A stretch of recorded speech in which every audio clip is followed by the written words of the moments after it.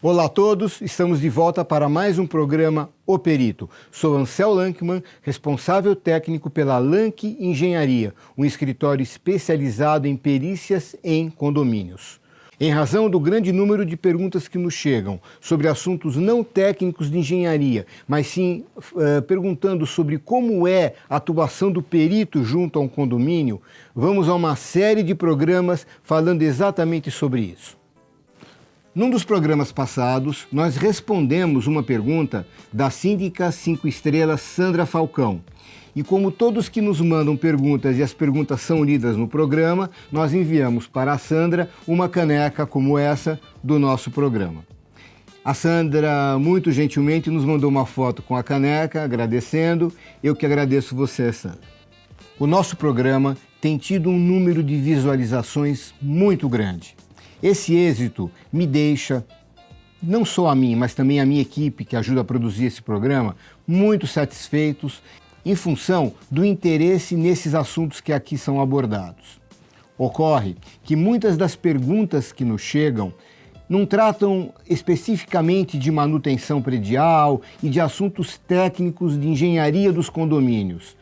Elas se referem muito a questões do trabalho pericial, do trabalho do perito num condomínio.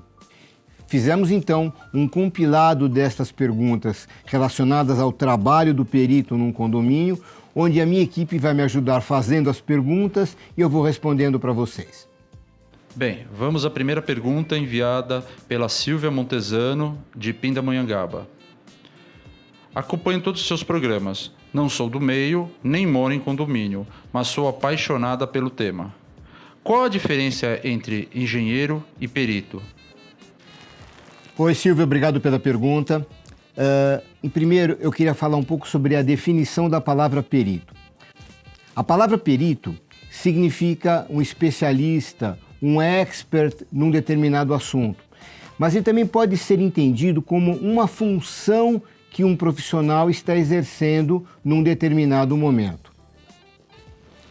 Vamos pensar primeiro na palavra especialista. Pode ser um especialista em cálculo estrutural, pode ser um especialista em projetos de saneamento e de hidráulica, enfim, ele pode ser perito em algumas áreas da engenharia. Além do que, não precisa ser só engenheiro civil, existem engenheiros mecânicos que são especialistas em máquinas termodinâmicas, por exemplo. São peritos naquele assunto. Isso é uma classificação da palavra perito. A outra coisa que se refere a perito é a função que ele está exercendo. Um engenheiro, ele pode executar obras, pode fazer projetos ou ele pode fazer trabalhos de perícia, de vistorias específicas de alguns assuntos, para que ele possa produzir um relatório e trazer um entendimento melhor daquela situação para quem encomendou aquele trabalho. Portanto, a diferença entre engenheiro e perito basicamente é uma. Todo perito tem que ser obrigatoriamente um engenheiro, mas nem todo engenheiro pode estar exercendo a função de perito ou ter aquela especialização específica naquele assunto que está sendo periciado. Então, Silvia, resumindo, estamos tratando da área de engenharia. Então, todo perito tem que ser obrigatoriamente um engenheiro, mas nem todo engenheiro pode estar exercendo a função ou ser um especialista naquele assunto que o caracterize como um perito. Agora, a segunda pergunta, ela foi enviada pela Verônica Teles e a Verônica é síndica em São José dos Campos. Verônica pergunta: qualquer engenheiro pode ser perito ou precisa de uma formação especial? Oi, Verônica, obrigado pela pergunta.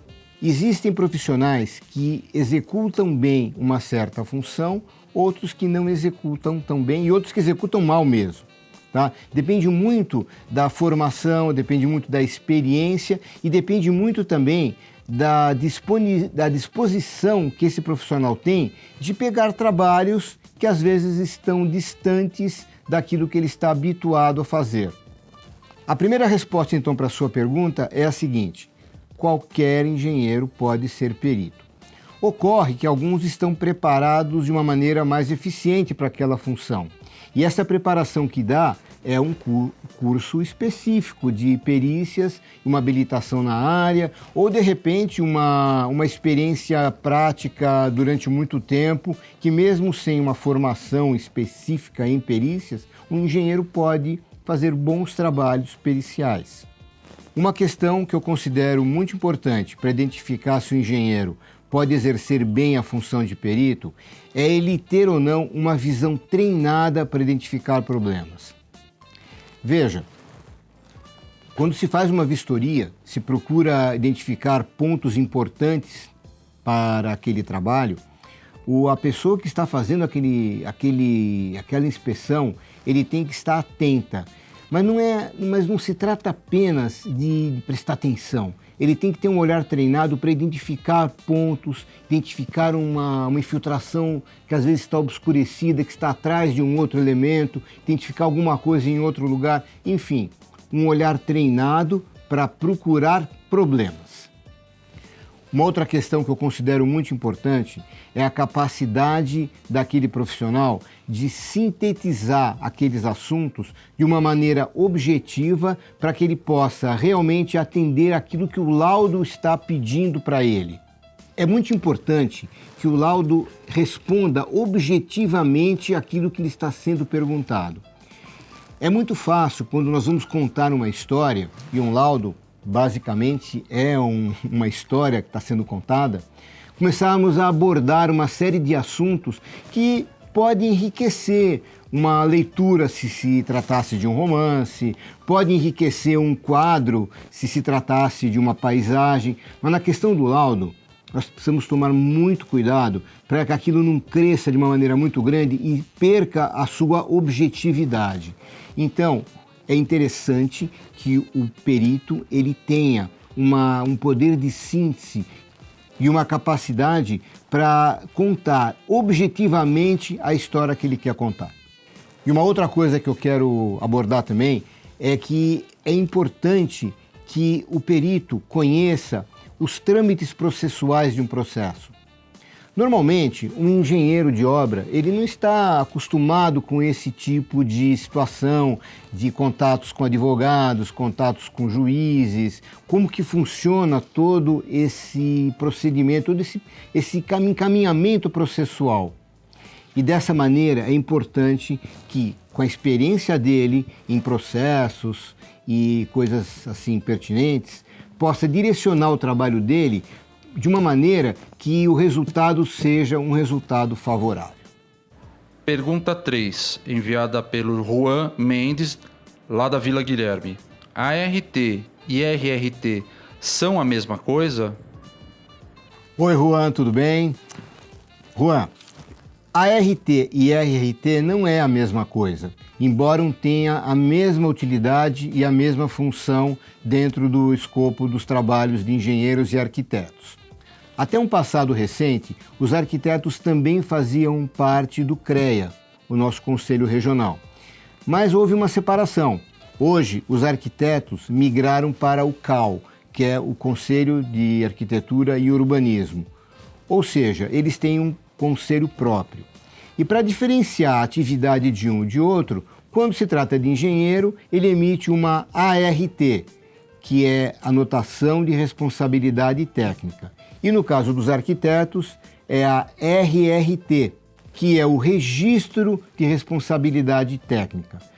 Ambos documentos têm a mesma função, têm a mesma importância e trazem ao profissional o mesmo tipo de responsabilidade. Apenas uma diferenciação conforme a habilitação daquele profissional. A quarta pergunta foi enviada pela Emily Pereira, ela é de São Paulo. E ela pergunta: Engenheiro Ancel, de acordo com a norma 16.280 da ABNT, nas reformas é preciso apresentação da ART ou da RRT. Como síndica, posso exigir a apresentação, por exemplo, só para execução de um serviço de pintura? Obrigado pela pergunta, Emily. Veja, é você quem vai decidir esse assunto. A rigor, a norma pede uma ART em qualquer obra. Agora, e o nível dessa obra? Uma simples pintura é uma obra também? Se você levar a coisa a fundo, nós vamos dizer que precisa sim. Por quê? Porque, embora a pintura seja uma operação, uma ação muito simples, ela pode trazer riscos. Por exemplo, a pessoa está usando uma tinta inflamável, a pessoa está usando uma tinta extremamente tóxica, o pessoal que vai fazer aquela pintura tem que ser um pessoal muito controlado, porque estamos num momento de pandemia, por exemplo. Eu estou imaginando uma série de situações graves que muito raramente podem acontecer. Então, se você pensar a fundo e quiser realmente risco zero para você, você vai exigir uma RT ou uma RRT para trabalhos até muito simples. Acontece que a vida não é assim. Na verdade, o trabalho do síndico é também de facilitar, de evitar conflitos, de melhorar a harmonia que existe dentro daquele condomínio. Eu acho que se você for exigir uma ART ou RT para uma simples pintura, você está indo muito fundo naquela questão. Eu não acho necessário, mas isso, a decisão de precisar ou não, é sua. Ela está ligada com a tua segurança em permitir determinados trabalhos e ficar tranquila com relação ao resultado. Aí vale uma outra coisa que eu falo muito nos meus cursos, já falei inclusive nos programas. Contrate um engenheiro para tomar essa decisão por você, porque aí você vai ficar com menos encargo sobre os seus ombros para tomar esse tipo de decisão. Se houver um problema lá na frente, você tem um técnico para resolvê-lo e para poder argumentar com o engenheiro responsável daquela obra, você vai ficar numa situação muito mais tranquila. Não esqueça, Emily, que a RT ou a ERT, elas não são em si um documento. Ela é apenas um instrumento para mostrar que aquele trabalho é oficial e que aquele profissional que assinou aquele trabalho ou que assinou a responsabilidade por aquele trabalho é de fato um profissional qualificado. Ele é realmente um engenheiro ou é realmente um arquiteto. Essa é a função da RT. Ela em si, ela não prova muita coisa. Ela apenas mostra que o profissional está habilitado para aquele trabalho. Chegamos ao final de mais um programa. Vamos ter mais programas dessa mesma série de perguntas e respostas sobre o trabalho pericial. Lembre-se, perguntas são muito bem-vindas, sugestões de pauta também. Sempre que você fizer, você vai ganhar uma caneca bonita como essa.